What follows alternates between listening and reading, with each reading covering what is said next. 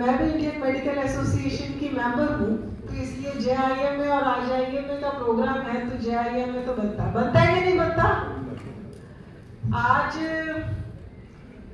एक राष्ट्र एक चुनाव पर होने वाली संगोष्ठी में हमारे मुख्य अतिथि के रूप में हमारे केंद्रीय मंत्री आदरणीय शिवराज चौहान जी, प्रदेश अध्यक्ष आदरणीय मोहनलाल बड़ोले जी और हमारे हरियाणा में कैबिनेट मंत्री श्याम सिंह राणा जी, हमारे विधायकगण,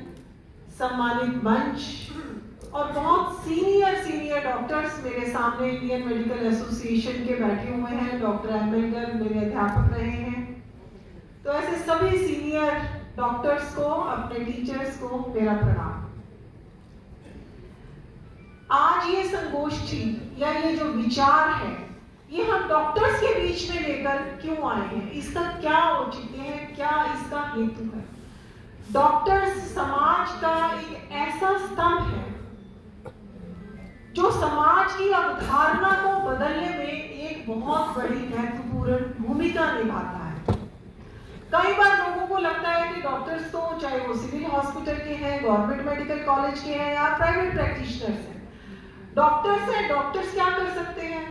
चाहे पेशेंट पैसे देके उनको दिखाता है या गवर्नमेंट कॉलेज में आता है, पेशेंट आता है, डॉक्टर पेशेंट को देख लेता है और पेशेंट वापस चला जाता है।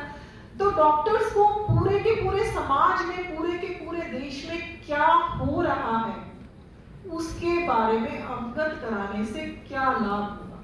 लेकिन मैं ये मानती हूं कि जो एक जनमानस है, जो समाज का एक आम व्यक्ति है, वो डॉक्टर्स को एक ऐसी भावना से देखता है, वो डॉक्टर को एक भगवान के रूप में देखता है। और अगर डॉक्टर के दिमाग में एक कंसेप्ट, जैसे कि एक राष्ट्र चुनाव का कंसेप्ट है, अगर वो क्लियर है, तो मैं ये मानती हूँ कि असंख्य लोगों को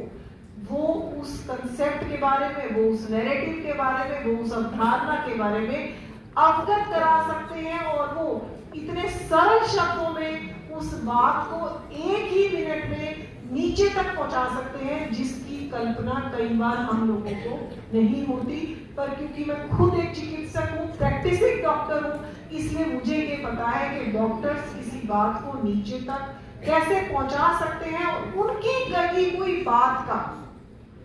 उस मरीज के मानस पटल पर किस तरीके से प्रभाव पड़ता है, क्योंकि जो बात डॉक्टर कहता है उसको मरीज 100% स्वीकारता है।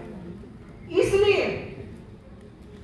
ये जो धारणा है कि एक देश में एक ही समय पर विधानसभा और लोकसभा के चुनाव होने चाहिए, क्यों होने चाहिए, ये हमारे IMA के सभी मेंबर्स को ये कंसेप्ट जरूर क्लियर होना चाहिए।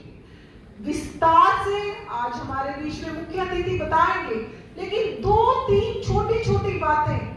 कि एक बार जब लोकसभा का चुनाव होता है तो 1400 रुपए एक वोटर के ऊपर एक वोट डाल के आने के लिए सरकार के खर्च होते हैं। तो ऐसे लाखों करोड़ों वोटर्स पिछली बार 2024 के लोकसभा के चुनाव में 60,000 करोड़ रुपए का खर्च भारत सरकार का हुआ था। और डॉक्टर इस बात से ज्यादा समझ सकता है कि यही पैसा अगर देश में, समाज में असंख्य काम करने में, मेडिकल कॉलेज बनाने में, अस्पताल बनाने में, PHC, CHCs बनाने में, ESI के हॉस्पिटल्स बनाने में, अगर वही पैसा, क्योंकि जितना लोकसभा में खर्च होता है फिर से विधानसभा में दोबारा खर्च होता है, अगर वही पैसा इन अच्छे कामों में लगेगा तो कहीं ना कहीं एक भारत का सामान्य नागरिक को बहुत बड़ा लाभ होगा। दूसरी बड़ी बात, जब भी चुनाव आता है, एक आम आदमी जो आराम से अपने घर में रहना चाहता है, उसका जीवन कहीं ना कहीं प्रभावित होता है, चाहे वो शोर वाली रैलियां हो, चाहे VIP मूवमेंट हो, चाहे आचार संहिता लगी हुई हो, ये सब चीजें भी कम होंगी क्योंकि एक बार चुनाव होगा।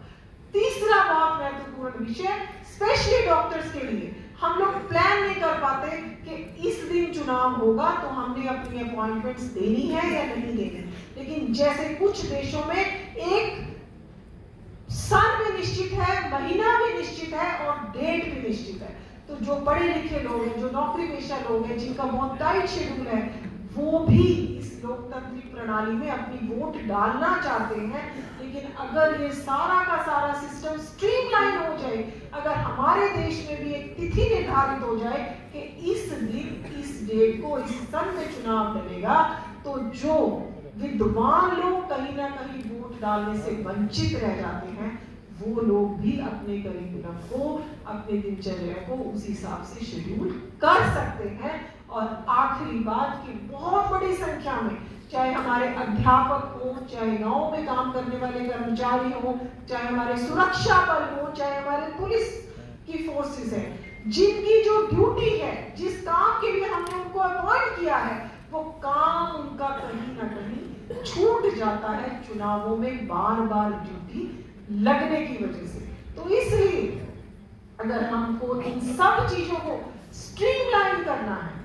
तो मैं ये मानती हूँ कि हमें धीरे धीरे पूरे के पूरे भारत में एक एक भारतवासी को ये अवधारणा हमें सेट करनी पड़ेगी कि भारत में जब भी चुनाव हो तो एक राष्ट्र एक चुनाव, विधानसभा और लोकसभा के चुनाव इकट्ठे हो। बहुत बहुत धन्यवाद। जय भारत, जय हिंद।